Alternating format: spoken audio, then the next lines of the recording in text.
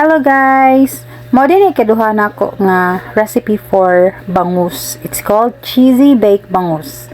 So very easy ni siya guys. The recipe is just flash on screen and dali ra na ni siya mabalik in case nga nami makalimtan. So everything's just there except for the added nga kuan, salt and pepper, and also the cheese nga itap nato later before we bake it.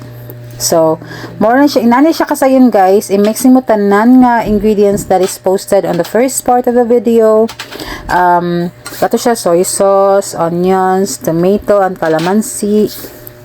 And then, lastly, butangan ako siya mayonnaise. Mga 2 tablespoon na ni siya guys. Wala lang ko nag-measure kay matansya ra maguna nako siya. Since this is not new to me. And then, i-mix lang mo siya together.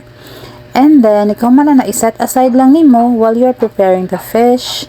So, I got a fish from Tabunok Market. And then, ako lang na siyang palit nga deboned na daan. Wala na siya bukog. Kay para mas dali siya nga makaon sa akong kids. Wala na siya bukog. And then, to layer flavors, guys, just put a little salt and pepper. Para na siya layer sa flavor. And then, ang kata atong gi-mix ganina, di ba? Imo na siya itap sa unod sa fish nga ready na for baking. So butan ako siya daan sa baking tray guys. Pwede naman butang ng mantika sa ilaw, pwede rin sa dili. Tambok mo guni siya nga isda, so wala lang nakabutangi.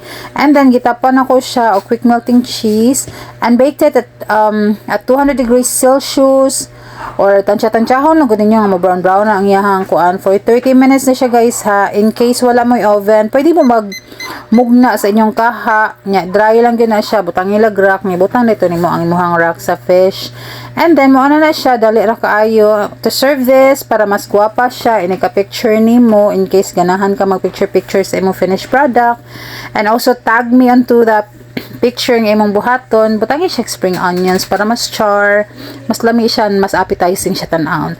So mao na siya guys, mao na mong lunch ganina. I hope you can also make this, and please tag me and share it to others pod if you like this. See you in the next video. Bye.